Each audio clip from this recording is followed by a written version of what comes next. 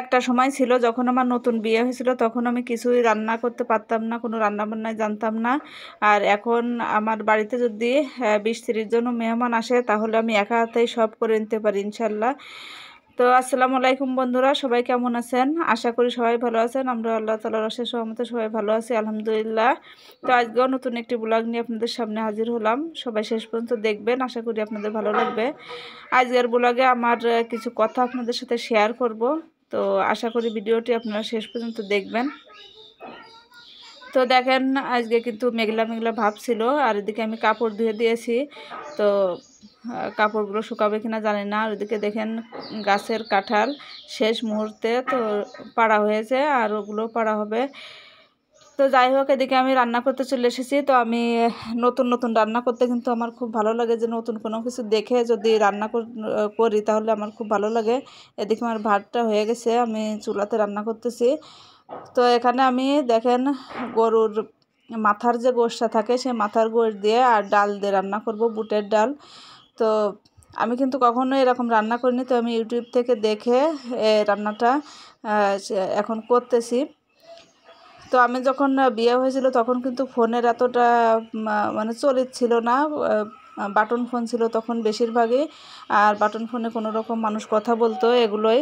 তাই ছাড়া যে ভিডিও দেখে, ইউটিউব দেখে বা ফেসবুক দেখে কিছু শেখার মতো তেমন কোনো পরিস্থিতি আসলে সেরকম ছিল না, আজ থেকে 17 বছর আগে। তো যাই হোক, এখন তো আলহামদুলিল্লাহ আমরা অনেক উন্নতিতে আছি, সব কিছু যে কোনো জিনিস না পারলেই দেখে নিয়ে যায়। তো যাই হোক, আমার যখন বিয়ে হয়েছিল তখন কিন্তু আমি কোনো রান্না করতে পারতাম না। যখন আমাকে রান্না করতে দেয়া হতো তখন কি হতো জানেন, হয়তো হলুদে বেশি হয়ে যেত, নাই লবণে বেশি হয়ে যেত, নাইলে মানে ঝোলটা এমনভাবে দেখা যেত যে পানি মনে আলাদা হয়ে যাচ্ছে আর তরকারি আলাদা হয়ে যাচ্ছে, এইভাবেই। তো কেউই আমার রান্না পছন্দ করতো না, আমার নিজের কাছেই ভালো লাগতো না।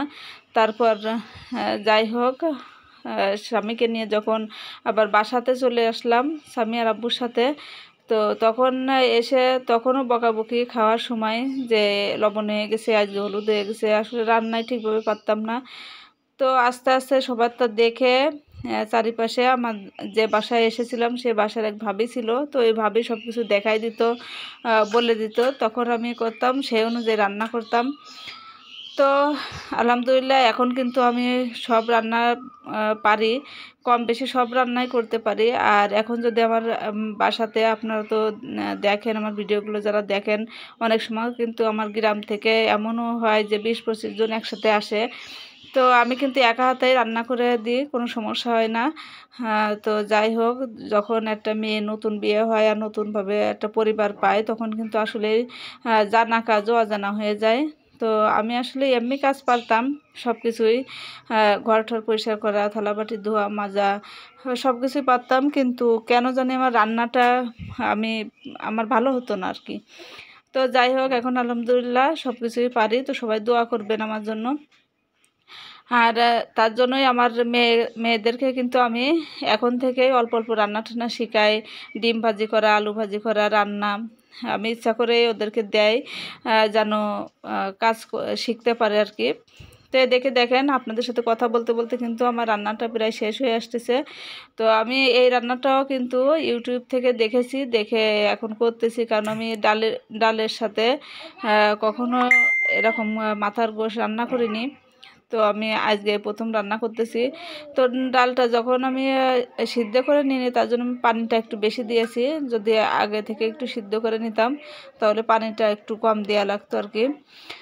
তো আর মাটির চুলার রান্না আপনাদের কি বলবো, তো অতুলনীয় স্বাদ হয়, আমার কাছে কিন্তু খুব ভালো লাগে। আর গ্রামের প্রতিটা মানুষই দেখবেন গ্যাসের চুলো, কারেন্টের চুলো, রাইস কুকারে এসবের চেয়ে মাটির চুলায় রান্না করতে খুব ভালো লাগে। আর আমি যেহেতু গ্রামের মেয়ে, গ্রামের বউ, তার জন্য আমার কাছেও সেই জিনিসটা।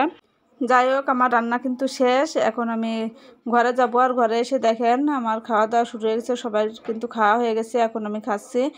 তো আজকের ভিডিওটি আর বেশি বড় করছি না, আর আজকে আপনাদের কাছে অনেকগুলো কথা শেয়ার করলাম। তো আজকে ভিডিওটি দেখে আপনাদের কেমন লাগলো অবশ্যই কমেন্টসে জানাবেন।